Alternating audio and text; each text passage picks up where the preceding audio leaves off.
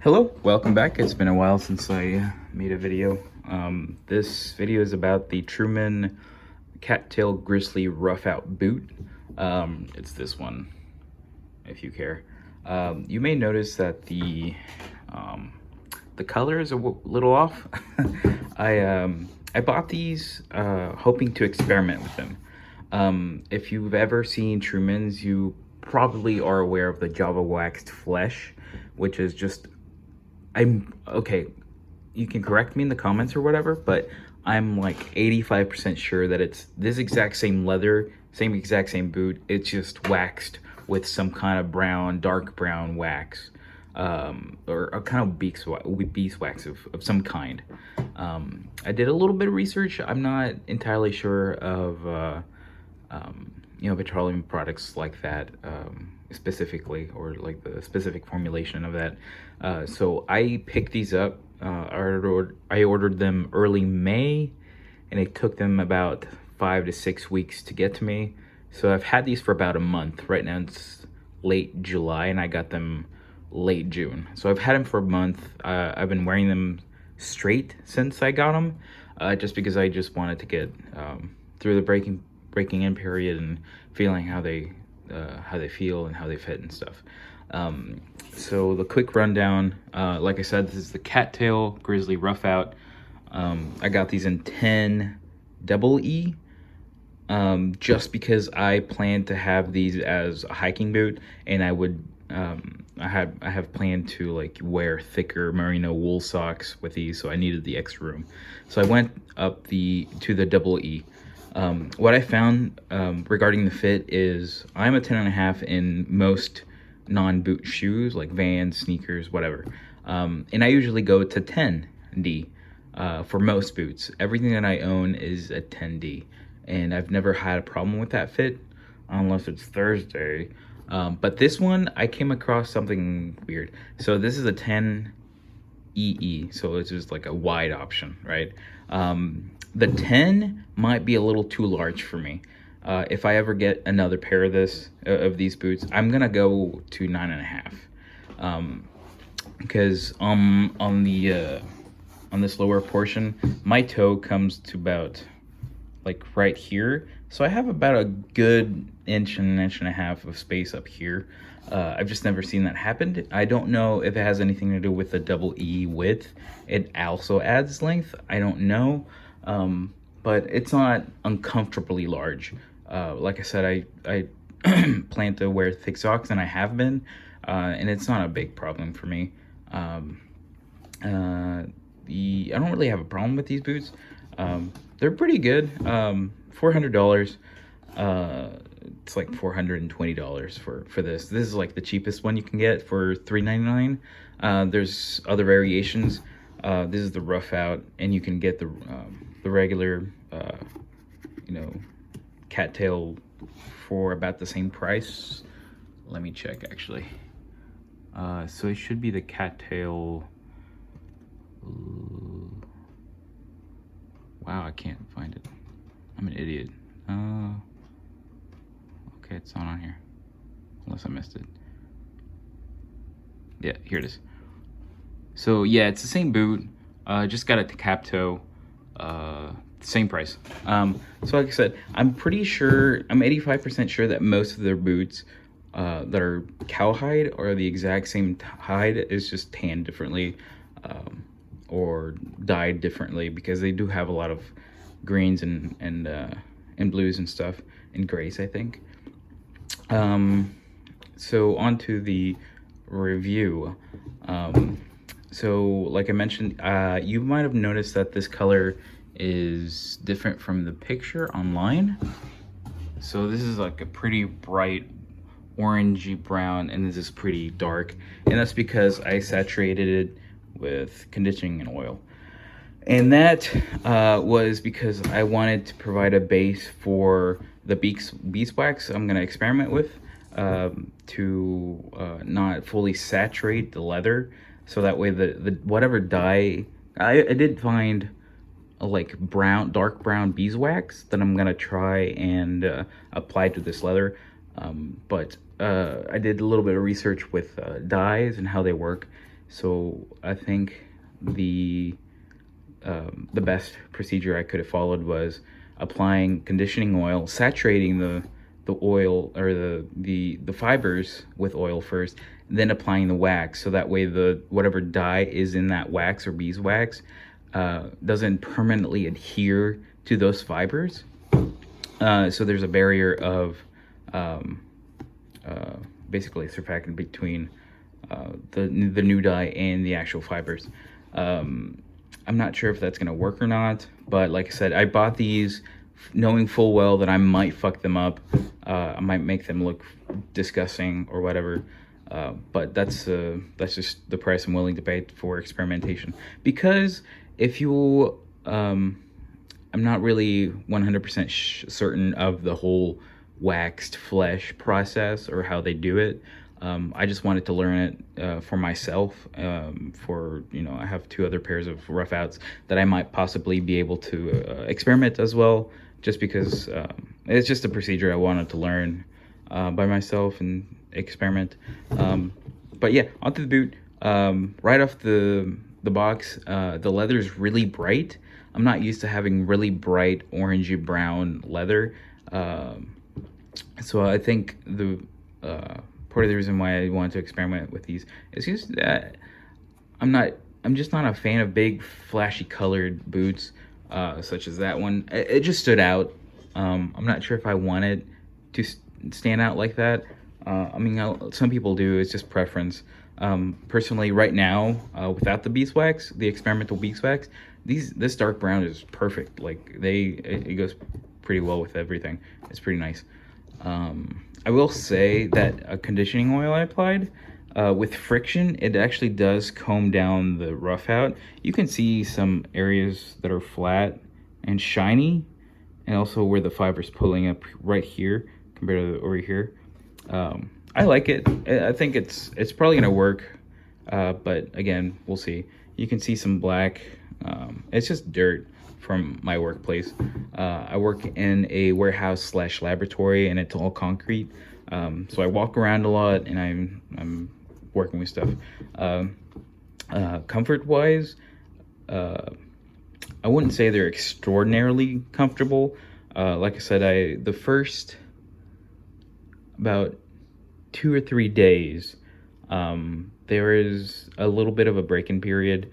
The leather's not too stiff. It's stiff where it matters, like up here in the shaft. It's stiff here just for the few days, obviously because of the friction and movement. But the one thing that I had trouble with was back here. This stitching goes all the way down to the bottom. I don't know if I'll be able to get that in video. Yeah. It does rub on ankles a bit. And it wasn't just one boot, it was both boots that did that. I did get a blister from just friction from this stitching. I think it's that black spot. It was just a leftover thread. I don't know if it was just that, because it's still poking out a little bit. But yeah, I just wish it'd probably be covered with another piece of leather or something. That would have been made the break-in a little easier. But like I said, I did get a blister from this back portion. Blisters anywhere else? Not really. Did they hurt? Just the ankle. They didn't really hurt anywhere. I do walk about 2 or 3 miles a day, in and out lab and laboratory. So these probably aren't the best for walking all day. I read up on the commando boot. This is called the commando boot. It's mostly used for hiking or outdoorsy stuff, I feel like. So not really in the environment for that. The stitching's pretty good. I like the fact that it's a little bit raised, so that this stitching stays a little neater. You know, it's been about a month of daily wear, and the stitching's still pretty white. It's pretty cool. I like it. If I do get a boot again from Truman's, I'm gonna go 9.5. So that's gonna be an entire size down from my normal foot, because like I said, I wear 10.5 in Vans, 10.5 in Nikes, Adidas, everything. And I usually go down to a 10 for my Red Wings, my Oxford Red Wings that I have, or Oxblood Red Wings that I have right now. They're 10D and they fit perfectly fine.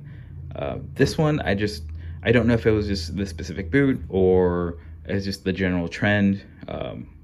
So just be advised that you might have to go down a whole size. I don't know.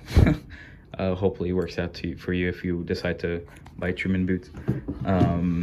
Another thing was these speed hooks. They like to rub if you can see that. It's just from walking and like friction between these. I'm not sure if there's a way to fix that. I think they just had some sharp, jagged edges on here. It's just probably from the punch. These speed hooks probably weren't the best heavy duty material, so they're kind of jagged and pointing, as you can see. I think not on this side, but on this side it does. Yeah. So yeah, these were punched in correctly, but there's a little jagged edge. See if I can capture it. Yeah, it's just like a little bit jagged, and that's really no fault of anyone. It's just whatever punch hole they decide to use. Yeah. But yeah, I'll probably, can you focus please? Yeah, I'll probably include a video of me wearing them around the house. There's not a lot of videos of people actually wearing these. There's like one douchebag that like sits at his desk. Me, I'm kidding. No, there's another dude that just, it takes it out of the box and like shows it to you, whatever, talks about it a little bit. But I didn't really actually see anyone wearing them like in movement scenarios or anything like that. So I'm gonna try and do that for you and give you an idea. These have a lead time of about 6 to 8 weeks. I got them in about 5.5. It was pretty painless. It's pretty nice. So I might order another pair just for the sizing fit issue. I wouldn't call it an issue. I mean, I probably didn't read up on it. There are 3 types of lasts, so you might have to read into those depending on your foot size and shape. This is the 70 last, I believe. Let me see. Yeah, 79 last up here. Which is probably one of the most common ones. It says it's a 270 year storm weld. I haven't been exposed to the elements recently just because, you know, Central and South United States is going through a fucking heat wave of the century. So not a lot of rain, so I haven't been able to test out the storm weltness of it. So I think that is it. I will post some videos or include some videos here of me wearing them around. I'll show you a good 360 view of what the boots look like. And like I said, this boot is roughly 95% similar to every other boot. It just doesn't have the cap toe. I mean, it's the same construction, it's the same structure, it's just different leathers. Good luck. So here they are right next to my 10D Iron Rangers and Oxblood, just showing you the comparison. You can actually see it, they're wider because these are double E, which is wide. These are just D. So yeah, they're both 10s. Mine just happens to be a little longer. My toe's about here. My toe's about like right here. I mean, it's definitely a bigger size difference. One thing I did forget to mention was the Trumans come with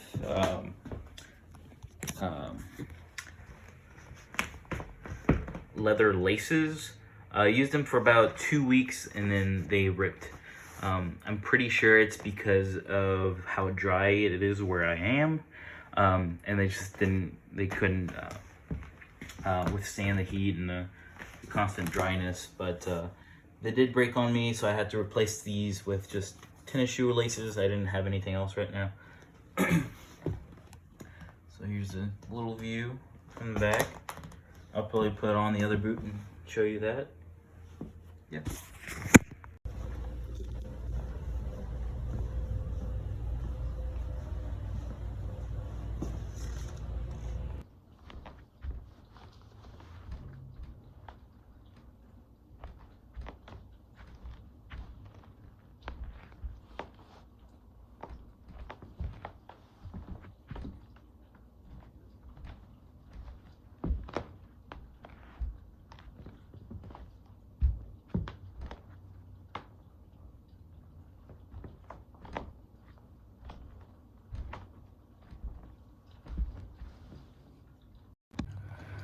Filming boots is always a little awkward because you don't really know what to show people. So, yep, Truman's Cattail Grizzly, whatever the fucks, and 10 double E. My main suggestion is for you to, you know, really pick the leather that you want. There's a lot of options. Just keep in mind that the leather laces they come might rip on you if you live in a drier climate. But overall, I like these. I'm gonna keep wearing them. I might fuck with them with the beeswax and stuff. So I might post that again if I am successful or not. But thanks for watching.